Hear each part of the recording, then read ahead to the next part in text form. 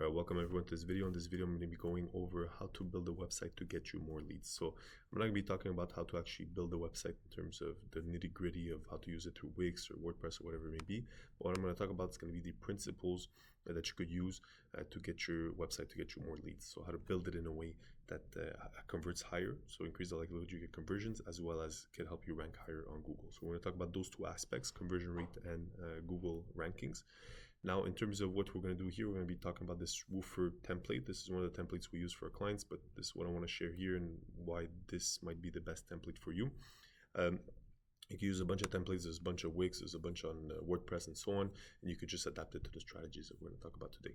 Now, I'm talking about a roofing company website. This is just for example's sake, just to make it easier for us to understand, but this applies to any type of business. You're a hair salon, you're a contractor business, you're a dentist, you're a restaurant, you're a roofer, landscaper, electrician, whatever it may be. These can apply.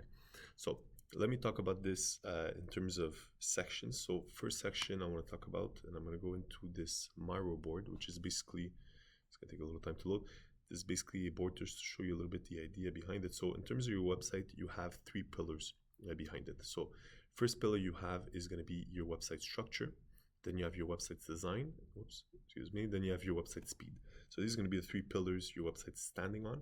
And these three, optimizing these three to the best of their capacities, you could say, is going to lead you to an increase in conversion rates, meaning a higher likelihood of people are going to see your website and then make a decision on your website. That means contact you, book a call, fill out a form, and so on and so forth. So this is going to be for service businesses. This is not going to be for e-commerce stores, but this is what we're going to talk about today. So you have these three: structure, design, and speed. And then we're going to talk about also SEO. If we go up here, in terms of your Google SEO, you've got your front-end SEO and you got your back-end SEO, and how to optimize these so that you get more visitors to your website so you can rank higher on Google and so on and so forth. So I have a video covering this whole funnel here. This is basically every single way to grow your service business online. So all the best ways to do so, all the ways to get more leads to your website, more conversions and so on. But in this specific video, we're going to be talking about the website aspect of it. So without further ado, let's get into the actual tips and tricks to set up. First thing I'm going to talk about is going to be the structure. So in terms of your structure, how you want to see your website is you want to structure it in a way where you have the most important information at the top, then the second most important information, and so on and so forth. Now, what is the most important information that you can put in the website? Well, if you look at it this way, when a client, think about, let's say your client going through your website or going through the searching process.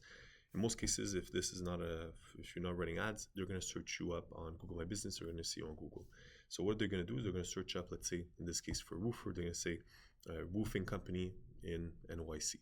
Then they're going to land on your website. Now, what are they looking to do? They're looking to get a roofing quote. They're looking to get a roof replaced. And so what you want to do is you want to get into your customer's mind and you want to understand, okay, what are the main things that would block them from contacting me to get their roof done? So what are the things that they might say, I don't trust this company, or I don't like this company, or that gives them the incentive to not contact you? Because if they got to the point to get to your website, well, they're interested in the service, or most likely they're interested in the service. And so it's just a question of getting them over the edge to actually contacting you. So what I would say for structure is you want to structure in a way where you basically handle all the biggest objections you might have first, second biggest objection, then third and fourth and fifth and so on. So in the case for a roofer, let's say, maybe people wouldn't trust, maybe they're scared with roofing. You know, it's a very, in a sense, a scary process to do, because if the roofing is done poorly, everything's going to crash. You know, it's an expensive process, it's a lengthy process, it might get dirty, it might get issues and so on and so forth. So you want to ensure that the actual service they're offering to you, the actual service they're doing for you, is going to be trustworthy. And so what you might want to mention first, or in the first section, is how trustworthy you are. So you want to show maybe your reviews, you want to explain that you're a licensed roofer, or maybe you want to show even some certifications. So we have some certifications here, so maybe some reviews, more reviews there. Basically, I'm giving you in this scenario, this is what it would most likely be for roofer. But you know, you think about your business, you say, okay, biggest thing people have with our industry is that they don't trust us. So how can I show that they could trust us? That's going to be number 1 point. Then second biggest thing is that they think it's going to be too expensive. So how can I mention as a second section how we're not that expensive, or we're not expensive compared to whatever.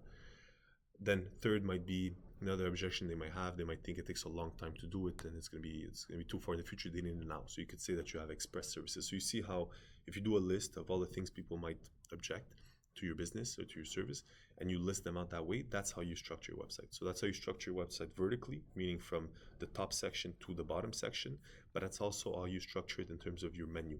So you have the most important thing you want to mention first, second most important thing, third most important thing, and so on and so forth. Then contact us is just it's just an anomaly, usually put at the end just because people are used to seeing it at the end, so you click it there.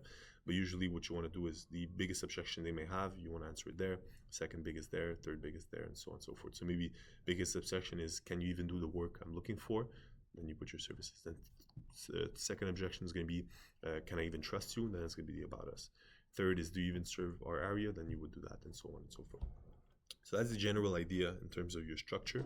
Now, one thing I want to go over more in depth, because this video I don't want it to be too long, it's going to be more of a quick tips style video, but the main thing you want to think about is, number one, the structure, like I was saying, but the most important part is going to be your above the fold. Above the fold meaning whatever is above the first fold of the website. So if you would imagine your website folding around, this is the first thing people see. This is before they even take a scroll. And that's going to be where most people either make an action or leave your website.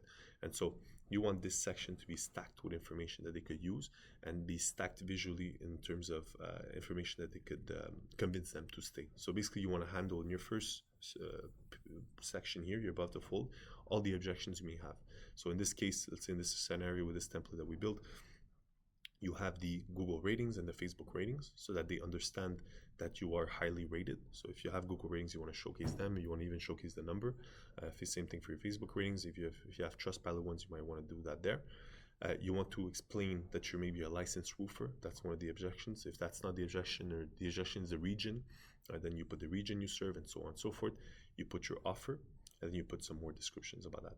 Now you see here, I have a form here. We're going to talk about this more maybe in the design section, but in terms of forms, what you want is you want to have a form at the top, at the beginning of your website. The reason is because a lot of people don't do this, and this actually leads to higher conversions, because if the person's ready to make a decision and all they want is a quote, they're going to be able to fill it out right here quickly. Now, instead of them having to go to the contact us button, or maybe you have to scroll down your website to even find it, it just makes it a lot easier and a lot more likely that they're going to end up contacting you. So that's the idea there with that. Maybe the image, you want to put something that represents your business. Now, all these things could be modified in various ways. This is not a how could you say, strict way to do it. It has to be structured this way. This is just what we found looks best and has the best ratio of information and decision making on the website. Now this is going to be also important for mobile, because I would say if you're a contractor, it's going to be around 50%. This is what we've seen with our clients, but around 50% of people are seeing you on mobile, and the other 50 are seeing you on desktop, even more tilted desktop. If you're a hair salon or some service like a restaurant where it's lower ticket service, then you're going to get 80%, 90% of people scrolling and seeing you on their phone instead. So very important here. So same principle, you want to have all the information up at the front.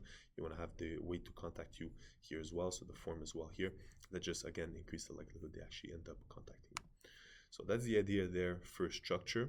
And again, like I was saying with the order, you want to do that the same thing for every single page. So if you know that the biggest, in terms of your services, you have, they don't know. In terms of objections for services, it's how expensive your services are, how professional they look or how good they look, and then maybe do you even do the exact service they're looking for? Those are the three main objections. Well, that's what you want to address. Number one, number two, number three. That's how you would section it out, and that's how you would structure your website. So that's the general idea of the structure. You could use templates to do so. There's a bunch of free Wix templates. We have our own templates as well. You could use those as well. But what you want to do is just basically find one that basically fits with your style. And even if you find one, let's say even if the Wix one, a free one, you could just change up the sections. So you could take section number 2, switch it up to section number 3 and see. I would say the most important one is going to be your 1, 2, 3, 1, 2, 3, 4. Then after that, I would say it's pretty much doesn't really matter if you switch one or the other. People at that point are already bought into the idea of contacting you. I would say putting up your reviews as section number 2, section number 3, would be probably the best thing for most businesses. So whatever business you have, instead of having your reviews at the bottom of your site, you want to have them front and center.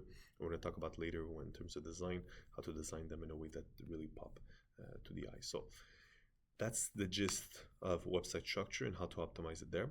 Now, in terms of your website design, to get you more leads, to get you more conversions, what you would want to do is optimize your call to actions. have it branded to your business, so have the website look like your business. Testimonials, VSLs, and some miscellaneous tricks we're going to talk about. So first thing I want to talk about is going to be the call to action. So what a call to action is basically the buttons. Well, they're not necessarily call to actions, but anyways, all the buttons that you have are all the clickable assets that you have on your website. So you see here, we're talking about the structure before, but in terms of design, we designed it in a way where they have all the information they would need accessible right there. And so they get on their page, they have your reviews, like we're mentioning, but they also have the phone number. They have it written out so they could actually see it and contact you on your phone. So instead of just saying call us, that they have to press the button on their desktop, they actually have it, they could actually just pick up their phone and actually type out the number and call you. So that's number one there. They have the email, so if they want to email you, they have it right there. They have information about the service you do or the offer you have. So contact us and get a free estimate. That's what you do. You do free estimates. So you have that there. Then you have the phone number here. You have a phone number there. You have the form and so on. So you see how all the information is designed in a way where it's accessible at every viewpoint. So this is going to be a trend for the rest of the website, but basically you're going to have a button at every single scroll. So you scroll down, there's another button, there's another button. So at every scroll, there's an option for them to make a decision. So they're going to be to go out to other pages or actually contact you. So, and then you have the sticky call to action here. Now, in terms of the buttons, how you want to do them to get the most conversion rate, which is, sounds silly to say that you could actually optimize these to get more conversions, but it actually does by a large margin. So if you can imagine, a website where the button was just a rectangular button without a shadow, without any, these design elements, the conversion rate will be significantly lower. I don't have stats to back this up precisely because it's tough to gauge all these optimizations you might do, but this is a common trend. If you look online, you see conversion rate optimization with buttons. There's a bunch of blogs going over how to do so. So I would say the things you might want to consider in terms of doing your buttons. I'm going to go over these fast again, but you want to put a shadow in the back, makes the button pop a little bit more. You want to have an icon. That icon is going to dictate, it's going to share in terms of images what your button does. So instead of just having a number, contact us or whatever it may be, actually shows them what action they're going to be taking by clicking it. In the case of a number, you want to put the number instead of just call us, like I mentioned before. But if in the case of a quote, you might want to say get a quote or something like that. So you have that. So you have the shadow in the background, you have the border or no border. That's not really relevant. At the corners, so apparently rounded corners convert better because they look more like buttons, so it leads to less confusion. People are less likely to think that it's not a button, and so rounded corners tend to convert better for that reason. I would say how much better, these things are they're so minute, but done all together I think have a big effect. So that's there. In terms of the icon here, you could do it, there's a little extra here that it's an animation, so just engages people a little bit more with the button. And again, when you hover here, as you see, the shadow builds up within it. There's an extra thing just to make it understandable that it's a clickable button. That's something that if you were to press on it, it would actually lead you somewhere else. So just to basically, the idea with the buttons is you want to make them as real life as possible. So how do buttons act in real life? You want to make that on your website so it's as interactive as possible, so that people increase the likelihood they actually contact you or click on those buttons. So that's the idea there with all the buttons here. Same thing on every single page. I would say another thing for your call to actions is to not have too many designs or not to have too many different ones. What you want to do is you want to have basically, two. So let's say in this case, in this template, you have the call and then you have the quote. And then those two are going to be recurring for the rest of the website. So whenever somebody sees, well, this is a bad example, but anyways, whenever somebody sees give us a call, they would see this button and then get a quote. They would see the other button. Let me see if I even practice what I preach. In any case, so I would say that just to reduce the confusion. Now that's going to be the case for every single other page. So in terms of website design, that's what you got. You got your call to actions. In terms of the design, in terms of branding, what you want to do is you want to make sure, especially if you're doing ads, you want to make sure that the colors in your ads and the colors of your brand match, and so the colors of your website match. And what that does is just increase the likelihood that people don't get confused, because maybe they're going to see your website, maybe they see your Google My Business, and on Google My Business your logo is red, or your pattern, your color pattern is red. They go on your website screen, they might lead them to confusion, might think they're not sent to your website, and you basically want to reduce all types of confusion you can, and so you really want to match it to your website's design. Now it could be simple, it could just be a different colors. So in this case, it's a green template. You could change this to yellow, red, whatever your logo is. Same thing with all the other templates you could download. Just make sure that it matches your brand. So that's going to be 101 for design. Again, I'm not going to cover these too much in depth. If ever, I have videos covering these more in depth. So if you want to check the YouTube channel, there's a bunch of these on individual parts, so individual sections. So website design, website structure, website speed, and so on. So that's the idea there. In terms of VSLs, well, actually, I'm going to go over testimonials first. For your testimonials, the idea here is that, you know, in this template, just because it's a template, it has text testimonials with a profile image as well as reviews. If you were to look at it as a hierarchy, so basically as what is a better review and what is a worse review, the worst reviews are text reviews without a star rating and nothing, just text. It's not very engaging. It's not very trustworthy because you can fake it so easily. And so that would be the bottom of the barrel. That would be that. Well, no review would be bottom of the barrel. Second would be just text. Then it would be text, let's say with the rating. That would be number 2. Then text rating image, number 3. Text rating image, profile image, as well as image of the service you did. That would be number 4. Then I would say number 5 would be video. And then video, number 6 would be video of an influencer engaging with your business. So if you can, this is just the gist of it, is going to be, if you could get videos, so even if it's selfie style of people reviewing your business, that's going to be the highest converting thing you could have for your business. It's going to be probably the best conversion rate optimization tactic you could do. You could also include, like I mentioned here, you know, the Google ratings or the Facebook ratings and so on. You could put those, and you can put those up at the front, at the top, I mean. But having the video reviews is really going to engage people a lot more. Plus, those video reviews could showcase the service. So especially, you know, if you're a hair salon or something like that, but even if you're a contractor, the person could do the review in front of the service they received. So if your hair salon is going to be showing the hair and explaining how happy they are, and then if it's a roofing company, it could be showing the roof that you actually built them and expressing that. So you could do it that way. That's just going to lead you to better conversions. You could put as many reviews as you want. The more reviews you have, the better it is for conversion. So if you have 100, put 100. Obviously, then we're going to be talking about website speed. That might slow down your website. But general gist of it, you want to put as many reviews as you can. You want to put your Google, your Facebook, your Trustpilot, all the places you got reviews at. So that's going to be the idea there. Now, let's jump into, so VSLs. So for VSL, basically VSL is a video sales letter. So it's a video that you would have at the top of your website, maybe here, selling people on your service. Now, for most local service businesses, I wouldn't say this is necessary. I think a quote form might suffice. But if you're interested in testing this out, what you could do is just basically film a 5-minute video of yourself or your business, the owner of the business, just showcasing your business, talking about your business, just basically selling the idea of your service to them. And that just gets people a lot more engaged with your business, increase the likelihood that they close on a sales call, increase the likelihood that if you do a quote, they're actually going to close. So it's more of a long-term play, if you could say. It gets high conversions across the line by having that video, but slows down your website and decreases probably the likelihood that if people if you don't have a form, you have a video instead, maybe decreases the likelihood that people are going to submit their contact form. They're going to submit the contact form. Now, the idea with that is that if you're another type of service business, maybe you're an agency or stuff like that, a VSL is very worth it because agencies are it's very tough to get trust as an agency, but a local service business, most people already trust them.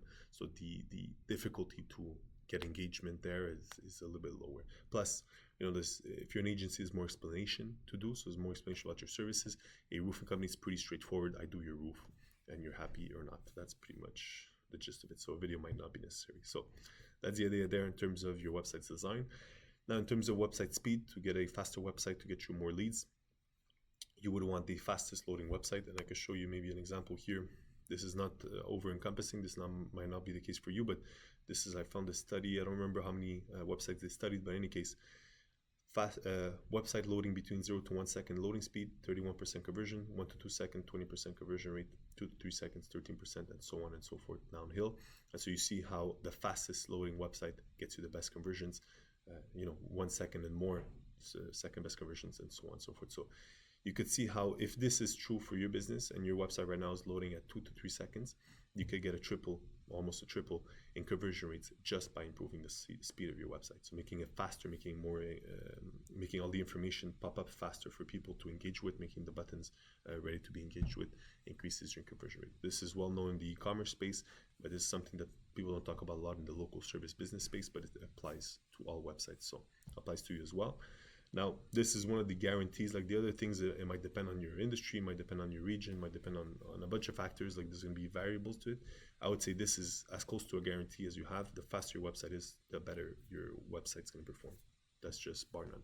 Now, in terms of what you could actually do, a few things I'm going to talk about now is going to be, number one, the fonts. So you could change your fonts and put them into a WAF2 format. So WAF2 are basically fonts that are most commonly used, or they're like the traditional fonts. So Helvetica, Times New Roman, Calibri, I believe. So all those types of standard fonts, you could use those in your content, and that's going to make the content, the copywriting load faster.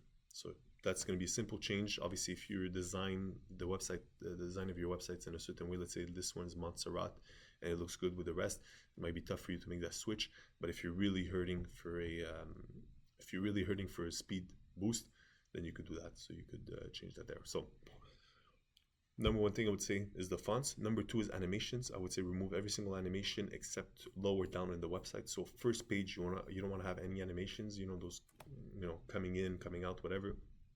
I would recommend against that for your buttons and all that type of stuff either, because that's just going to load up the first page. So basically what you want is this section here, you want it to be as fast as possible.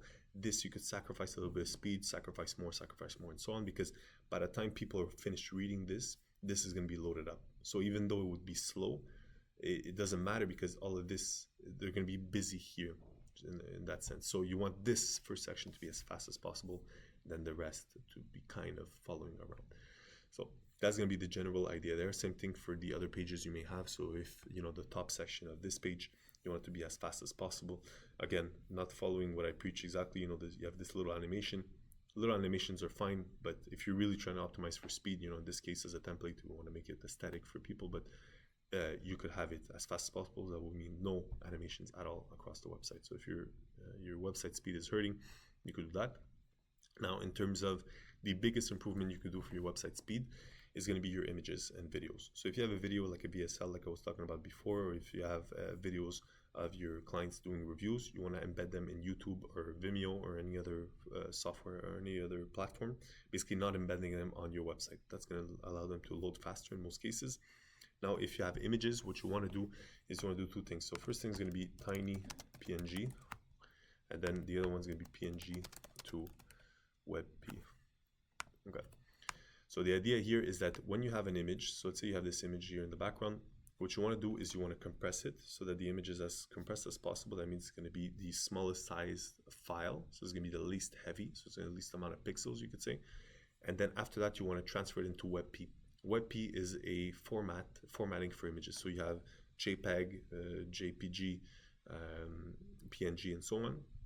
WebP is one used by Google, and it's the fastest loading one for search engines, so for Google.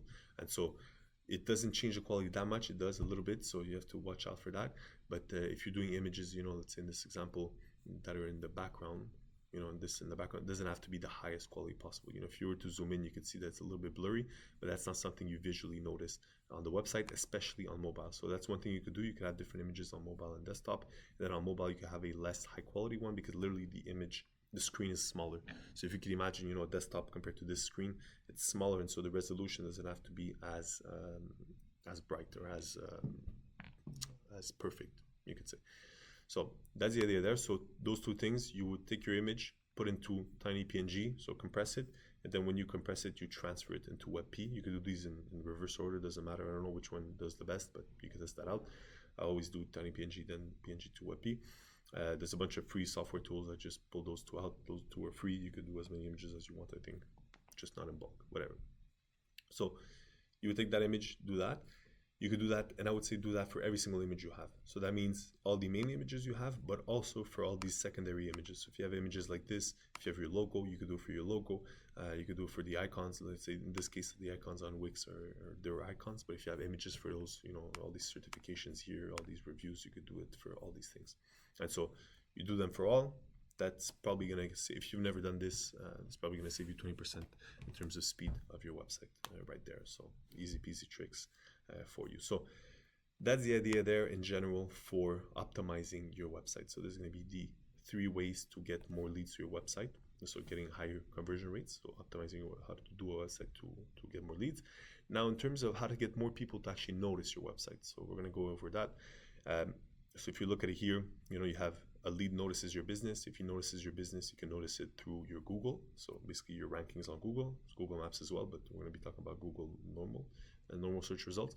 So they can find you there. Then when they find you, they go on your website. So now we talked about how to get more people to see your website, how to get more people that see your website to actually end up contacting you compared to not contacting you. So that's going to be the idea there. Now, in terms of search engine results, there's going to be two main aspects to it. The first thing is going to be your front-end SEO, then there's going to be your back-end SEO. So these two aspects are going to cover basically how to rank higher on Google. Front-end SEO is going to be keyword research, which that's what I'm going to talk about now. It's going to be keyword research, title tags, meta descriptions, and your H1, H2, H3 tags. So let's get into the website here. First thing is going to be keyword research, or optimizing your keywords across your site. The idea is if somebody's searching for your business, or you want people to find your business through their searches. Let's say if you're, again, the roofing company, this is going to be the best example, but again, applies to every single business. Somebody's going to be searching roofing company near me. So you want to rank for that keyword. You want to be at the #1 spot for roofing company near me. You want to be at the #1 spot for roofing company NYC. You want to be in the #1 spot for all these keywords that you might associate with your business, that you want people to visit your website for. Now, the thing is that you can't have all of them. And so you have to prioritize which ones you believe have the highest likelihood of getting you in the #1 spot, which one at the second and third, and so on and so forth. So if you think about it that way, I have a video covering SEO more in depth and how to use the formulas to get the best keywords possible. But the idea would be is that when you find the best keyword, because of search volume and competition difficulty and all those factors combined, that best keyword you want to put at the top of your content. So this is going to be the #1 thing you put. Your second best keyword you put as #2. Third best keyword as #3, and so on and so forth. Now, the thing is there's a balancing act going on, because what is best for SEO is probably not best for conversions, and what is best for conversions is probably not best for SEO. Because if your page says licensed roofer in region you serve, or it says get a free roof estimate, this might be best for conversions because people are going to read this and then they're going to fill out your form.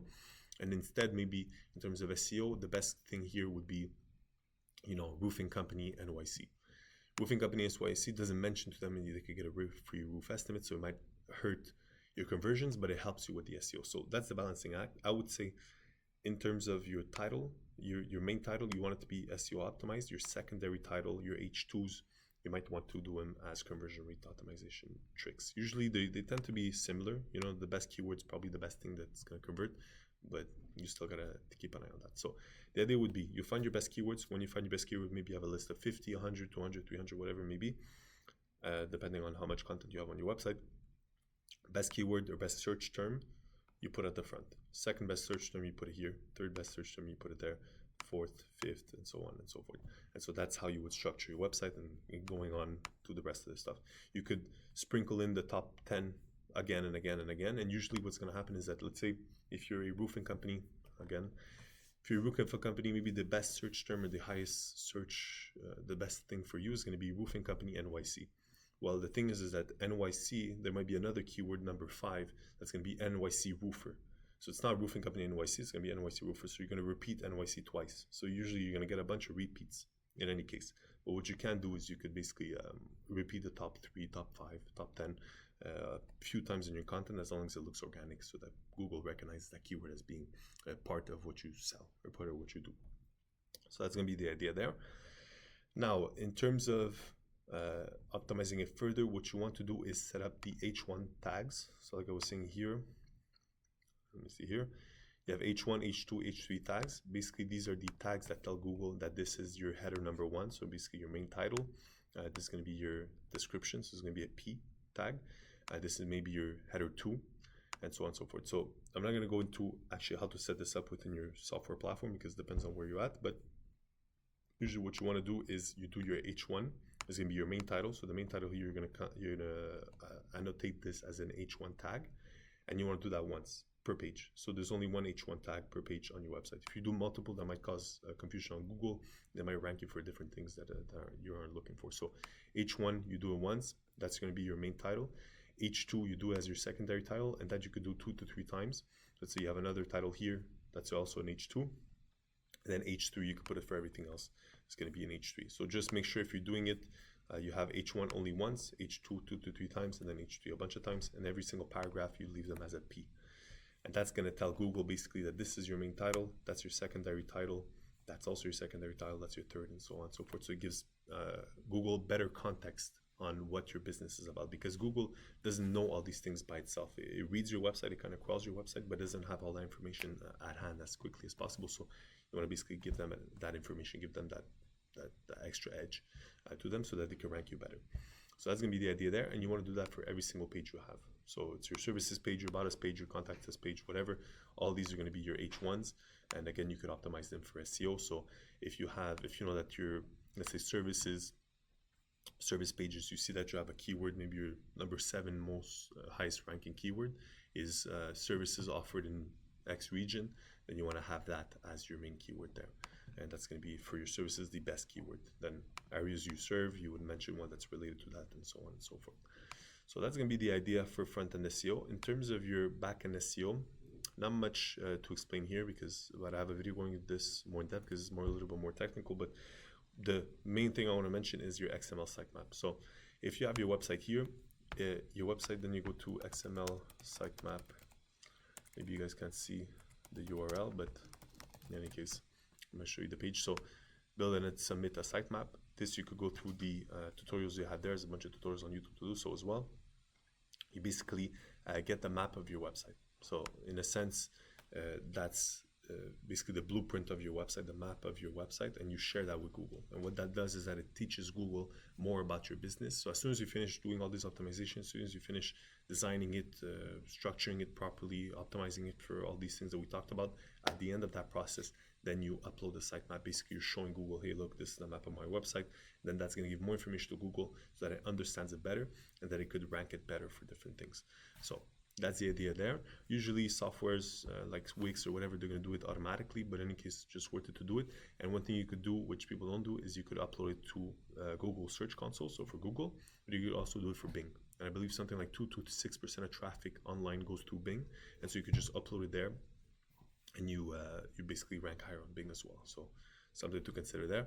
So that's the gist of it. So if you were to, if I'm going to do a fast recap of the video, you want to structure your website in a way where you're handling every single objection from strongest to worst. You want to design your website in a way that's aesthetic, trustworthy, and shows your brand images, as well as has buttons engaging enough so that people want to click on them. Then you want to optimize your site speed. So optimize your images, optimize your fonts, and optimize your animations so that your website loads fast as possible. And then you want to have your front-end SEO optimized so that you have your best keywords at the top, second best keywords at the second position, third position, so on and so forth. And then you want to do that for every single one of your pages. And that's pretty much it. So that's going to be the gist of how to optimize your website, or how to make your website get you more leads, how to build a website that gets you leads. And hope you guys enjoyed. If you have any questions, anything you'd like to talk about, anything that you're concerned about, or anything that you think I missed, please let me know in the comments. I want to keep making these videos and making them better. I have videos covering basically every single aspect of this whole funnel. So if you look at it here, this is basically every single way to grow your service business online. It's just a visualization, a map of it. I find it's a lot easier to go through it this way. So if you guys want to check out these other videos, I have videos covering every single aspect of these basically. So that's pretty much it for this video. Hope you guys enjoyed. Please leave me a like or subscribe. It will really help me. Actually, just subscribe. The like it's all good, but the subscription will be good. And then again, if you have any questions in the comments, you can ask me. I also have 12 free trainings. If you want to download those, they're going to be linked in the description, as well as I believe in the comments. So I have 12 free trainings covering every single aspect of your service business online. So they're going to look like this. So it's Google My Business, social sites. You have some for your SEO. This basically document versions of what we're talking about in the videos. So if you want that, you can download that. There's a bunch of checklists also in there, and so you could take that. That's it. So that's pretty much it for the video. Thank you guys for watching. I'll catch you in the next one. Bye-bye.